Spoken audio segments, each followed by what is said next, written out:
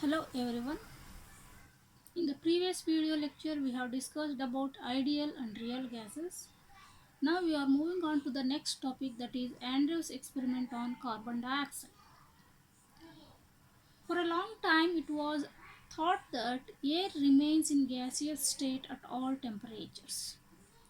When Thomas Andrew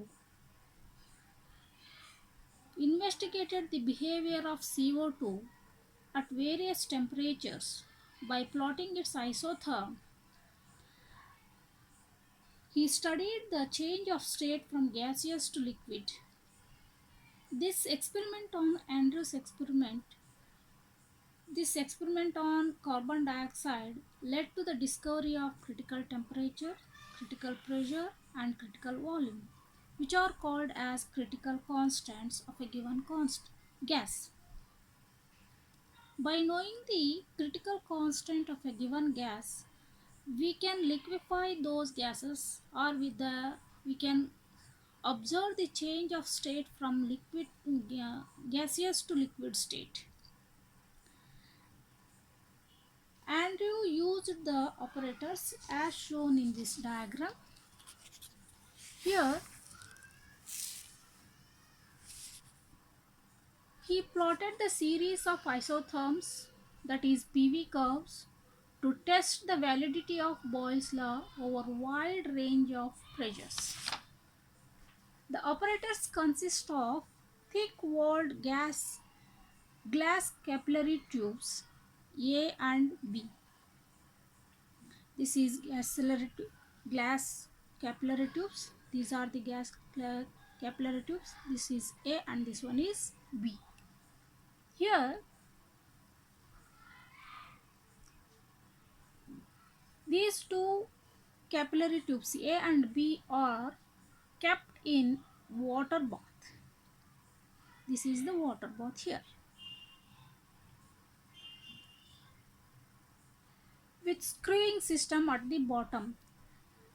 By using the screwing system, we can adjust the pressure in the capillary tube. That means we can vary the pressure in the capillary tubes A and B by using these screws SA and SB. Tube A, that is capillary tube A, is filled with dry air, and this capillary tube B is filled with carbon dioxide.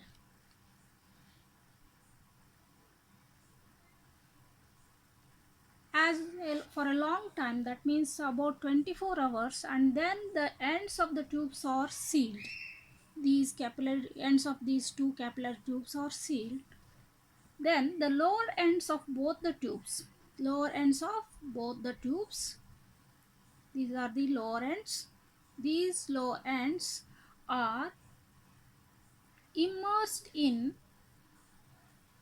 mercury, which acts as stopper. This is the mercury, which acts as the stopper. Both the tubes are calibrated. These capillary tubes A and B are calibrated to read the volume of the corresponding gases, or to measure the volume of the corresponding gases. That is why they are calibrated, so that we can easily know the volume of the gas in the capillary tube. Now both the tubes are fixed in H-shaped container. This is the H-shaped container. These H-shaped, both A and B are kept in H-shaped container which contains the water. At the bottom of the H-shaped vessel, two screws are set, SA and SB. These are fixed so as to vary the pressure, as I told you earlier.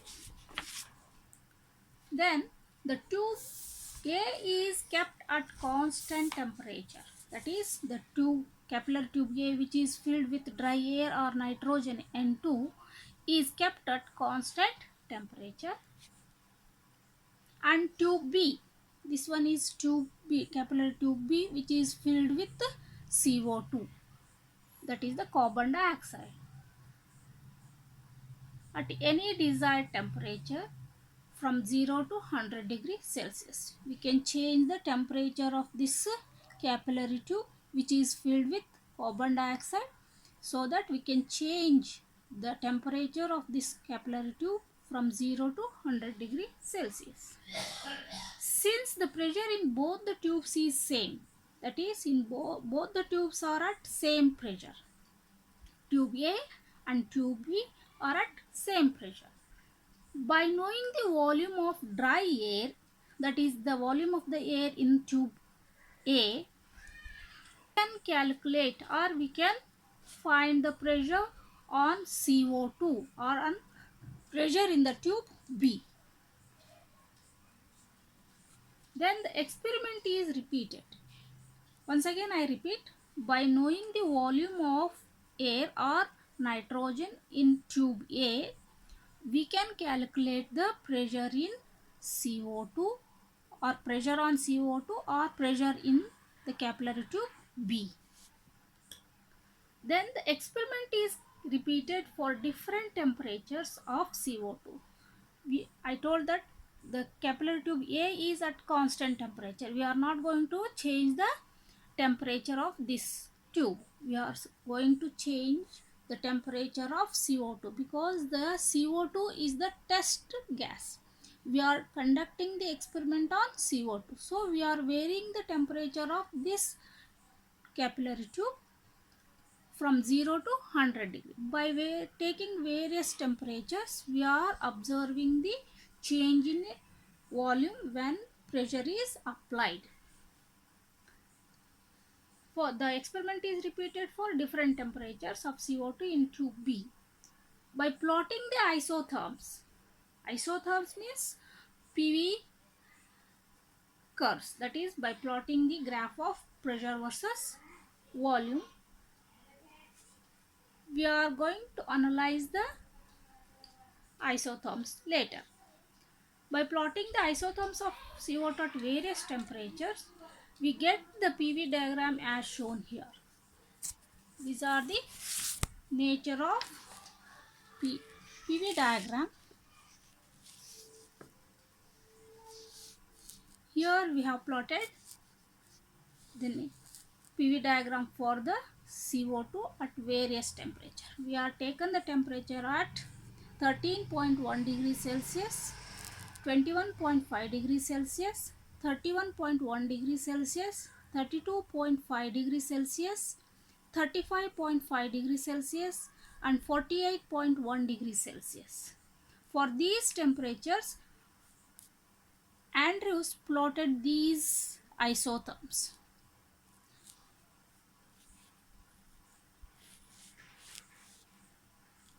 Now we shall analyze the curves for CO2, that is the isotherms of CO2 are analyzed.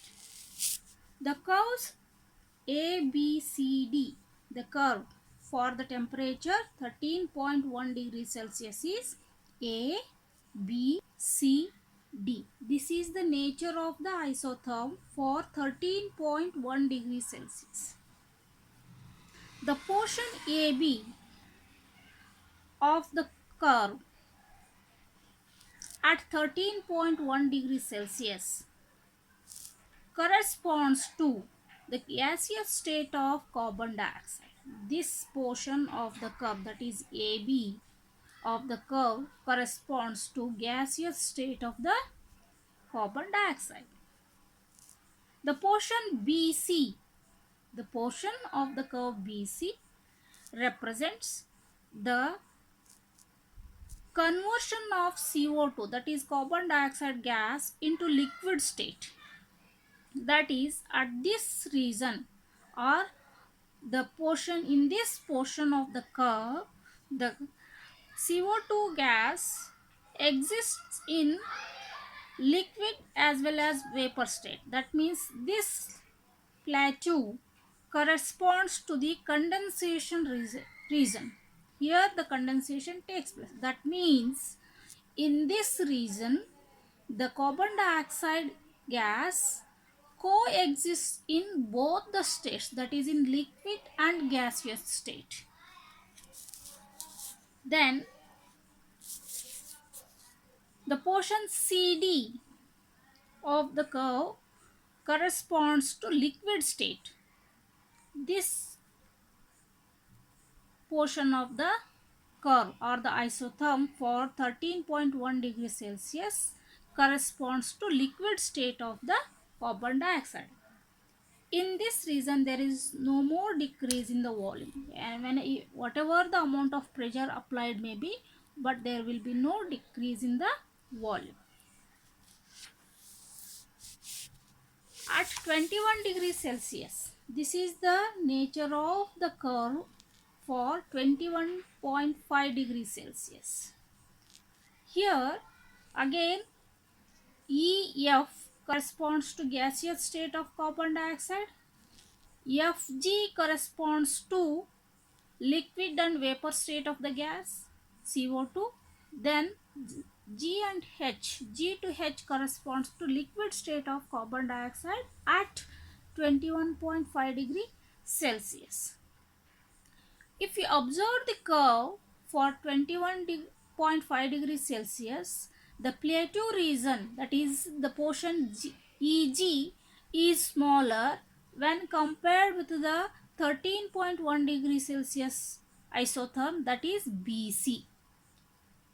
It is clearly observed that the plateau region for 13.1 degrees Celsius is greater or more when compared with the plateau region of 21.5 degrees Celsius, that is EG, FG. So as we increase the temperature, the plateau region goes on decreasing, and when we reach the temperature 31.1 degrees Celsius, it becomes 0.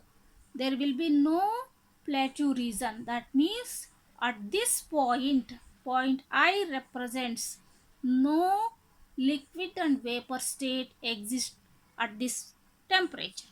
That means above this temperature at 31 degree, the horizontal portion of the isotherm just disappears. Here the plateau region just disappears. It indicates that the gas cannot be liquefied anymore with any increase in pressure. From this, it is indicated that the gas cannot be liquefied anymore with whatever the amount of pressure applied. Above the 31.1 degrees Celsius, if we go on increasing the temperature, that is for 32.5 degrees Celsius, 35.5 degrees Celsius and 48.1 degrees Celsius, the isotherms of carbon dioxide are very much similar to the isotherms of an ideal gas. What is an ideal gas? You know very well. These are the gases which obeys the equation of perfect gas equation, that is PV is equals to nRT at all pressures and temperature. That means these three curves, that is for the temperature 32.5 degrees Celsius, 35.5 degrees Celsius and 48.1 degrees Celsius, the nature of or the isotherms of carbon dioxide are very much similar to the isotherms of an ideal gas. That means from this graph it is very much clear that the gas cannot be liquefied above 31.1 degrees Celsius whatever the amount of pressure you apply. That means here this point represents, that is point I represents the critical point where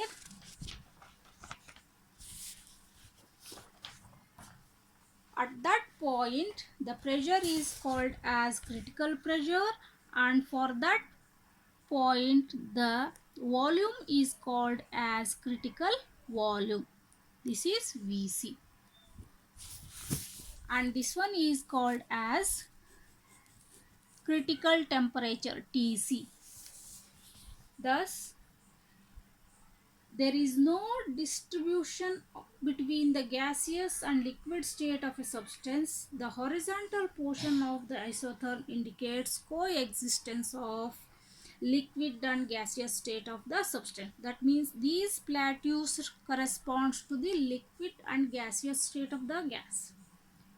Below the critical temperature, for the carbon dioxide, the critical temperature is 31.1 degrees Celsius. Below this critical temperature, a gas can be liquefied under the application of pressure alone. We can liquefy the given gas below its critical temperature just by applying the pressure.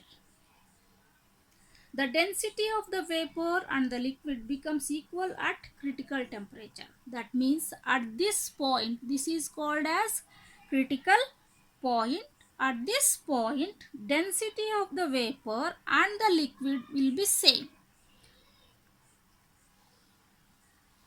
These are the experimental analysis or the analysis of the isotherms of CO2. Now we shall define the critical constants, that is critical temperature, critical pressure and critical volume. Critical temperature of a gas is the temperature at which above which a real gas cannot be liquefied whatever the amount of pressure you apply. That means critical temperature is the temperature above which a real gas cannot be liquefied, however large the pressure may be applied. For example, here the critical temperature of carbon dioxide is 31.1 degree Celsius. The critical pressure is the minimum pressure required to liquefy a gas at its critical temperature. Once again I repeat, critical temperature is the minimum pressure, critical pressure is the minimum pressure required to liquefy a gas at its critical temperature. Then the next critical constant is the critical volume. Critical volume is the volume occupied by unit mass of a gas at its critical temperature and critical pressure. Again I repeat, critical volume is the volume occupied by a unit mass of a gas at its critical temperature and critical pressure. These are the things which we have discussed in this topic. The next topic we shall move on to the Joule-Thomson effect, and also we have to discuss about the liquefaction of air by Linde's process. Thank you.